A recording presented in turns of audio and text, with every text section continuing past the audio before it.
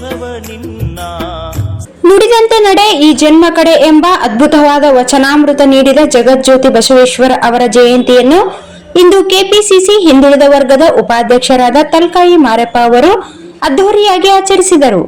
ಬಸವಣ್ಣನವರ ಆದರ್ಶಗಳನ್ನು ಮೈಗೂಡಿಸಿಕೊಂಡಿರುವ ಮಾರೆಪ್ಪ ಅವರು ಮೊದಲಿಗೆ ಬಸವಣ್ಣ ಅವರ ಪ್ರತಿಮೆಗೆ ಮಾಲಾರ್ಪಣೆ ಮಾಡಿ ನಮನ ಸಲ್ಲಿಸಿದರು.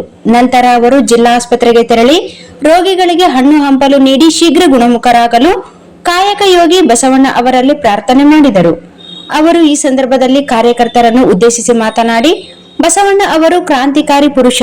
ಈ ನೆಲದಲ್ಲಿ ಬಲವಾಗಿ ಬೇರೂರಿದ್ದ ಮೂಢನಂಬಿಕೆಗಳನ್ನು ತೊಡೆದು ಹಾಕಿ ವಚನಗಳ ಮೂಲಕ ಸಾಮಾಜಿಕ ನ್ಯಾಯ, ಅಸಮಾನತೆಯ ಅಟ್ಟಹಾಸದ ಸ್ತ್ರೀ ಕುಲಕ್ಕೆ ನ್ಯಾಯ ಕೊಡಿಸಿ ಕಾಯಕದ ಮಹತ್ವವನ್ನು ಸಾರಿದರು.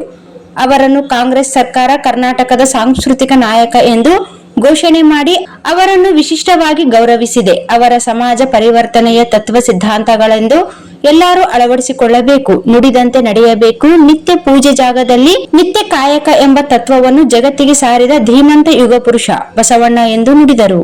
ಸೇವೆ ಮಾಡುವ ಬಸವನಿನ್ನ ಸೇವೆ ಮಾಡುವ ಮನವಯನಗೆ ನೀಡಯ್ಯ, ಮನವಯನಗೆ